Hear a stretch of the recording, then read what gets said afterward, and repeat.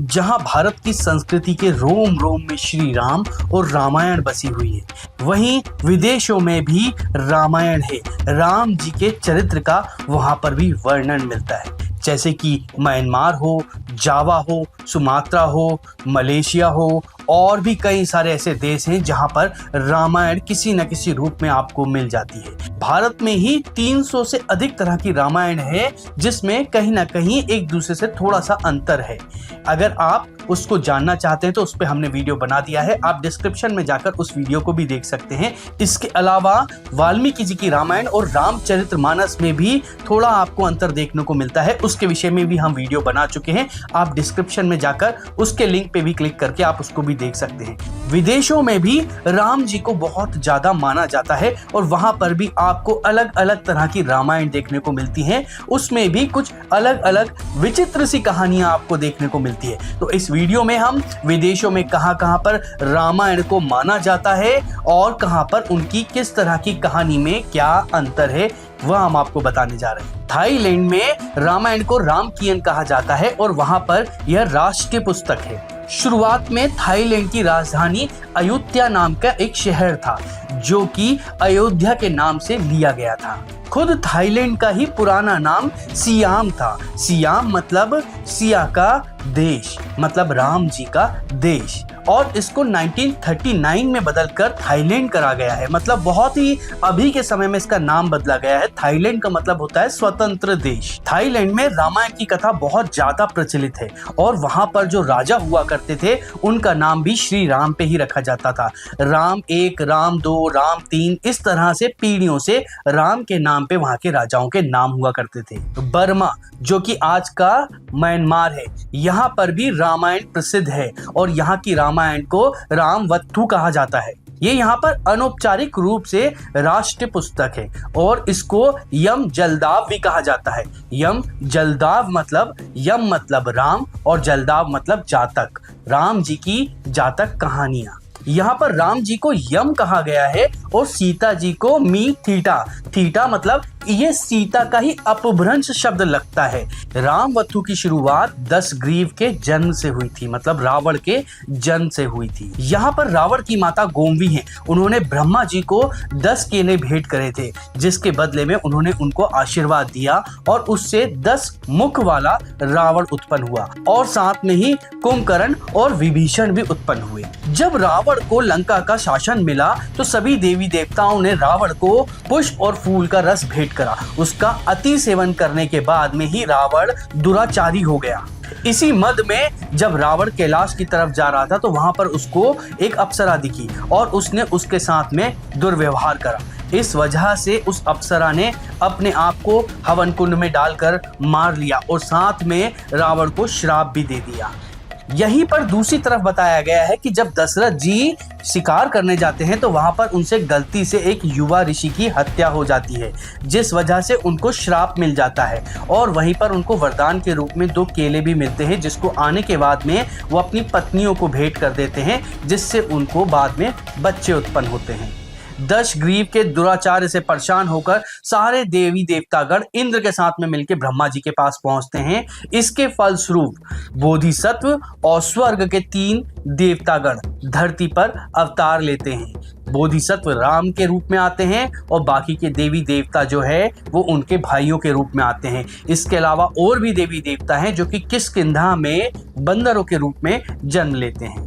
जब वह अप्सरा जिसके साथ में दशग्रीव ने दुर्व्यवहार करा था वह धरती पर जन्म लेती है तो रावण उसको एक बक्से में बंद कर समुद्र में बहा देता है, जो समुद्र में बहते बहते मिथिला तक पहुंच जाता है और वहां के मिथिला के राजा को मिल जाता है। वह उस बक्से को खोलते हैं तो उसमें उनको एक दिव्य कन्या दिखाई देती है और उसको वह पुत्री के रूप में पालते हैं। यही मीथीटा मतलब सीता जी होती हैं। पवन पुत्र के बारे में बताया गया है कि उनको एक ऋषि श्राप दे देते हैं जिससे वह वानर बन जाते हैं। जब जामवन उन ऋषि से आग्रह करते हैं तो वह ऋषि उनसे बोलते हैं कि लंका गमन के समय जब श्री राम से इनकी भेंट होगी तो यह पुनः अपने रूप में आ जाएंगे। इसलिए जब राम जी हनुमान जी से मिलते हैं और उनके पीठ पर हाथ रखते हैं तो हनुमान जी की शक्तियां वापस आ जाती हैं। यहाँ पर गांबी मतलब शूर्पणखा के बारे में बताया गया है। शूर्पणखा का नाम गांबी है। यह अपने 2 पुत्रों के साथ में रहती है। जब वह राम जी के आश्रम में जाती है तो राम जी उसके दोनों पुत्रों का वध कर देते हैं। इसके बाद ही यह गांबी रावण के पास मतलब दशग्रीव के पास पहुंचती है और वहां पर उसको वह बताती है कि आपको मेरे पुत्रों के वध का बदला लेना है। इस रामायण में गांबी मतलब शूर्पणखा खुद माया व्रग बनती है और तब जो रावण है वह सीता का अपहरण करता है। सीता जी को ढूंढते समय राम और लक्ष्मण को गियो वृक्ष के नीचे थुगईक मिलता है मतलब सुग्रीव मिलता है। यहाँ पर सुग्रीव का नाम थिगोईक है। इसी रामायण में बताया गया है कि जब सीता जी को राम जी रावण के पास से वापस ले आते हैं तो एक दिन राम जी किसी काम से गए होते हैं, तब सीता जी रावण का चित्र बनाती हैं और राम जी जब आकर यह देखते हैं तो उन्हें क्रोध आता है और वो सीता जी को वन में भेज देते हैं। इसके अलावा यहाँ पर यह भी बताया गया है कि सीता जी को ही वाल्मीकि जी के आश्रम का भोजन करना था।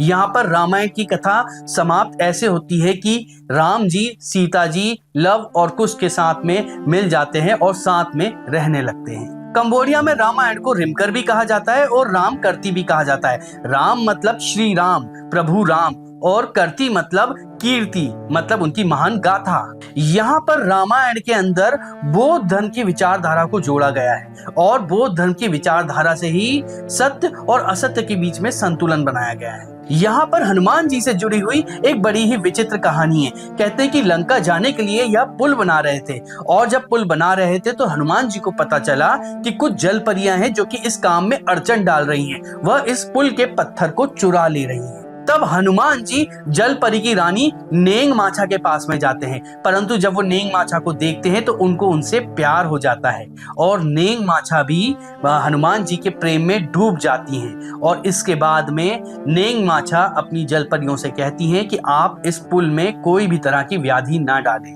और उसके बाद में पुल का पूरा निर्माण हो जाता है। मलेशिया में भी रामायण हमको सुनने को मिलती है, लेकिन यहाँ पर एक मुस्लिम राज्य होने की वजह से कहानी में कुछ फेरबदल देखने को मिलता है। यहाँ पर जो नाम है और जो कथा है उसमें मुस्लिम धर्म की कहानियों का प्रभाव देखने को मिलता है, परंतु हमको यह साफ समझ में आ जाता है कि मुस्लिम प्रभाव से पहले भी यहाँ पर रामायण की कथा चलती आ रही थी और अभी भी इन्होंने अपनी संस्कृति को नहीं छोड़ा है और रामायण यहाँ पर भले ही थोड़े से विकृत रूप में हो लेकिन अवेलेबल है। इस कहानी में रावण के पिताजी उसके दुराचार से परेशान होकर उसको एक जहाज में बिठाकर बुटिक सरेन नाम के द्वीप पर भेज देते हैं। वहां पर रावण अपने आप को एक पेड़ से बांध लेता है और घोर तपस्या करता है। आदम रावण की तपस्या से खुश हो जाता है और वह अल्लाह से आग्रह करता है कि आप इसको स्वर्ग, पृथ्वी लोक और पाताल का राजा बना दें। तीनों लोक का राज मिलने के बाद में रावण 3 विवाह करता है। एक जो है स्वर्ग की अप्सरा नील उत्तमा होती है, दूसरी पृथ्वी देवी होती है और तीसरी गंगा महादेवी होती है। नील उत्तमा से 3 मुख वाला और 6 हाथों वाला ऐंदेजात मतलब इंद्रजीत का जन्म होता है। पृथ्वी देवी से पाताल महारायण का जन्म होता है और गंगा महादेवी से गंग महासुर के नाम के पुत्र का जन्म होता है।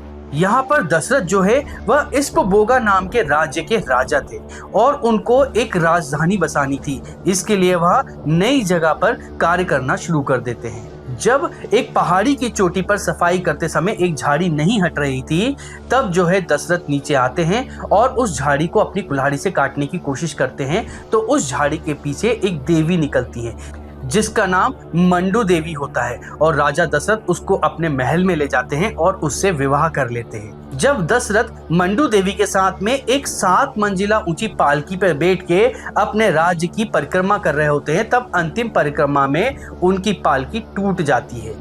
लेकिन बलियादारी जो कि दशरथ की पटरानी थी वह अपने कंधे से इस पालकी को संभाल लेती हैं। तब दशरथ उनको वचन देते हैं कि आपका पुत्र ही अब राजा बनेगा। नए राज्य का जन्म हो गया था, इसका नाम मदुरापुर रखा गया था, लेकिन दशरथ की कोई संतान नहीं थी, इस वजह से वह बहुत दुखी रहा करते थे। तब एक ऋषि ने यज्ञ करा और यज्ञ से मिले फल के 6 भाग करे। उसमें से 3 भाग उन्होंने मंडू देवी मतलब मंदोदरी को दिए और 3 भाग जो है वो बलियादारी को दिए। बलियादारी के एक हिस्से का भाग एक कौवा ले जाता है और यह कौवा जो है रावण के वंशज का था।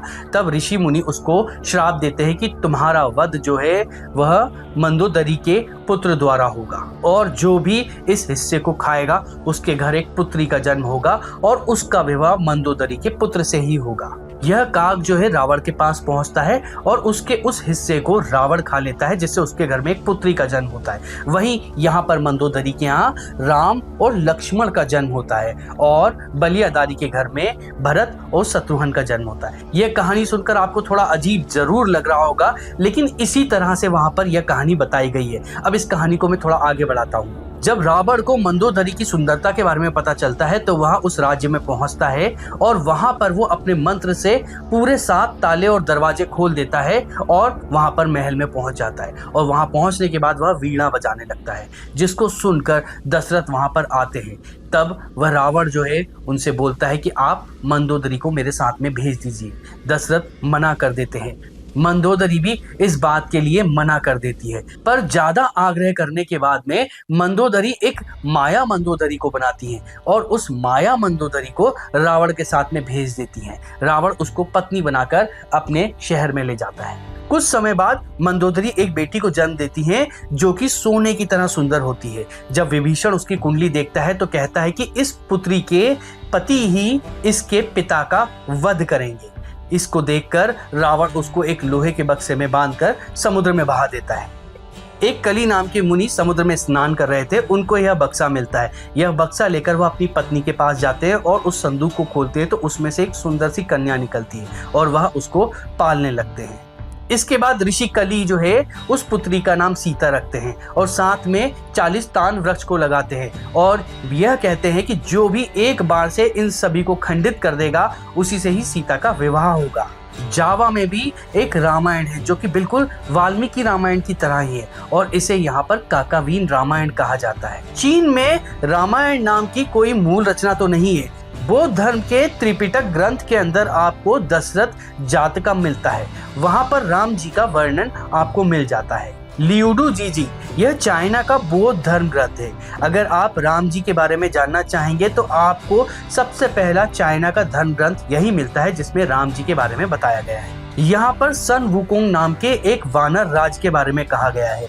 आप स्पष्ट रूप से इसकी कहानी को जानकर देख सकते हैं कि किस तरह से यह रामायण से पूरी तरह से जुड़ा हुआ है। दशरथ कथानम के अनुसार जो राजा दशरथ थे वह जम्बू द्वीप के राजा थे। राजा की पहली पत्नी के पुत्र का नाम लोमो जिसे हम राम कहते हैं और दूसरी पत्नी के पुत्र का नाम लोमन जिसे हम लक्ष्मण कहते हैं। राजकुमार लोमो में नालोयेन की शक्ति थी और पराक्रम था। यह नारायण की तरह थे। यहाँ पर उनकी एक पत्नी और भी बताई गई है जिससे उनके 2 पुत्र थे, जिसमें से एक हम भरत समझ सकते हैं और दूसरे शत्रुघ्न को समझ सकते हैं। तो किस तरह से चाइना में जो रामायण है वो भी हमारी रामायण की तरह ही है। इसके अलावा आपको बहुत ज्यादा आश्चर्य होगा कि अगर मैं आपसे कहूं कि ईसा मसीह के जन्म लेने से पहले भी यूरोप में रामायण की कथा थी।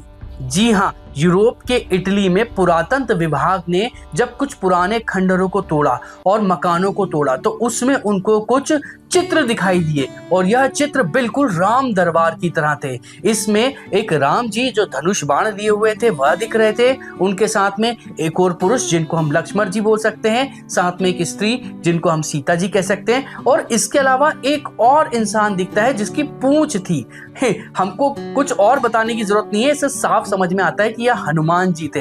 तो इस तरह के चित्र जो है वो इटली में दिखाई देते हैं और अभी तो खोज बहुत बाकी है। जैसे जैसे खुदाई होना शुरू होगी हमको हमारे प्रमाण, हमारे सनातन धर्म का इतिहास आपको पूरी दुनिया में मिलेगा। हमने आपको वीडियो की शुरुआत में ही बताया था कि भारत में अलग अलग तरह की रामायण है और उनके बीच में कहानियों में अंतर है। अगर आप वह जानना चाहते हैं तो डिस्क्रिप्शन में जाके उस पर क्लिक कर सकते हैं। इसके अलावा वाल्मीकि रामायण और रामचरितमानस में भी कुछ अंतर है। अगर आप उन अंतर को भी जानना चाहते हैं तो भी उनका लिंक हमने डिस्क्रिप्शन में डाल दिया है। अगर यह वीडियो आपको पसंद आया हो तो इसको लाइक करें, हमें कमेंट कर बताएं कि आपको आगे और किस तरह की वीडियो चाहिए। साथ में इस वीडियो को अपने साथियों के साथ में शेयर करें और हमारे चैनल को सब्सक्राइब जरूर करें क्योंकि इससे हमें धर्म प्रचार में प्रोत्साहन मिलता है।